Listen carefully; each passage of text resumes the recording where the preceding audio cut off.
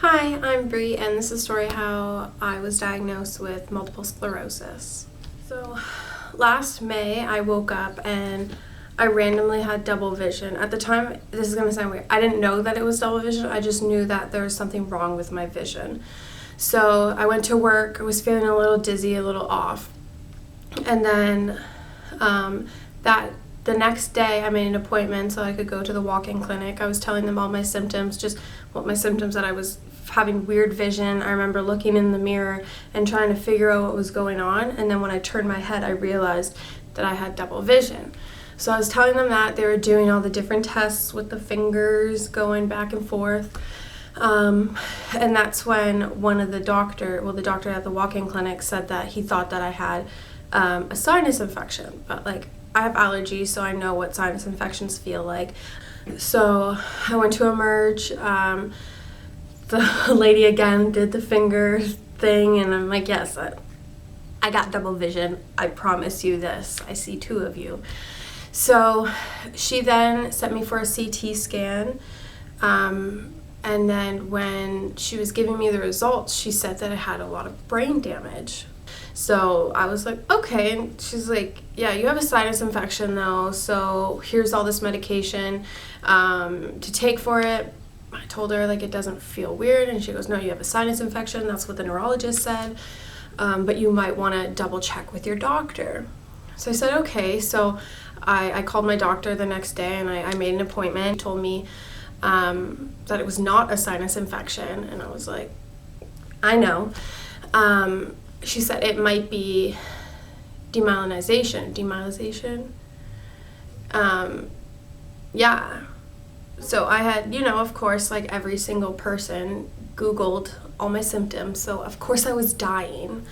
And I probably had multiple sclerosis. But when you think about it, when you ever see MS depicted, it's not good.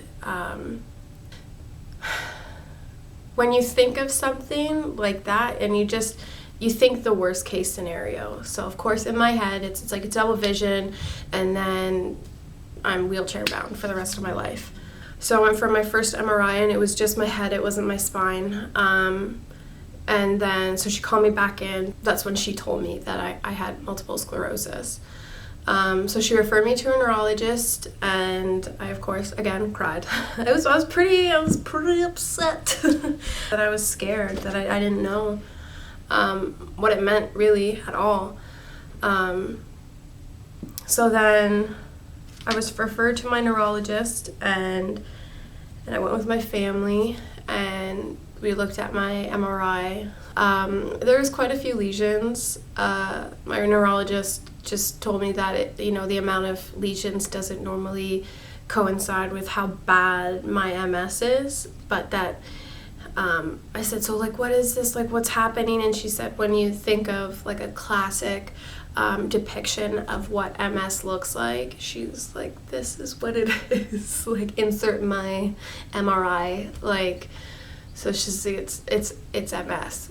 But just in case, we'll do a spinal tap. So I was booked to get my lumbar puncture. Not everybody that has MS shows a marker in the spinal tap, but she wanted to do it just in case, even though she was pretty sure that I had MS.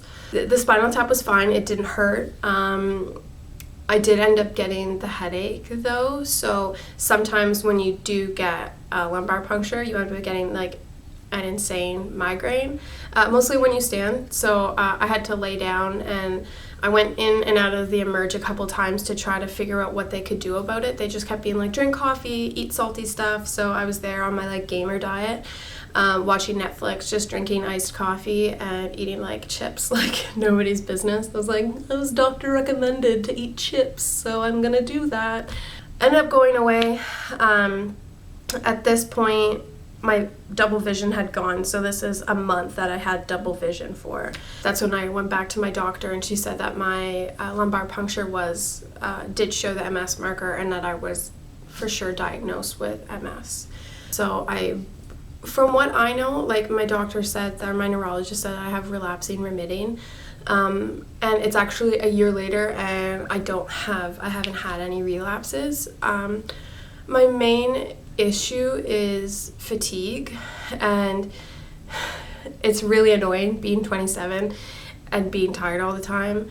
People don't really take you seriously. They're just like, oh, you're young, like you're fine. And even this morning, I think I slept like 10 hours and I still wanted to sleep. I drink like 2 coffees a day at least just to get through everything. Sometimes I experience muscle fatigue, and a lot of that is normally in my legs. Still very lucky that I'm able to enjoy my life for the most part. I currently still train jiu-jitsu.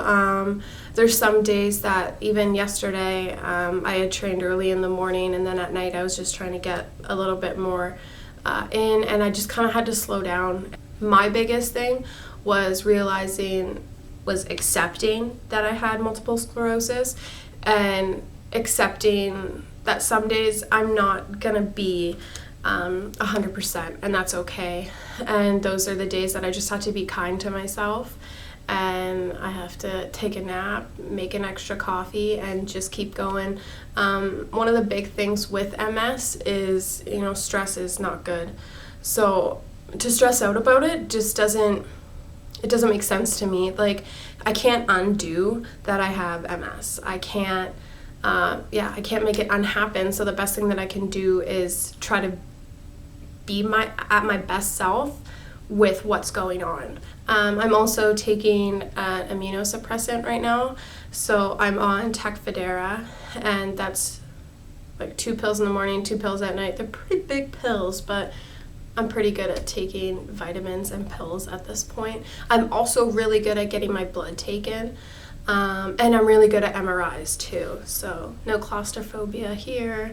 So now I'm 1 year into my MS diagnosis, and I'm doing pretty good. My neurologist is really happy with how I'm doing, really happy with how I'm responding to my drug treatment. Thank you guys for watching my MS story. Have a great day. Bye.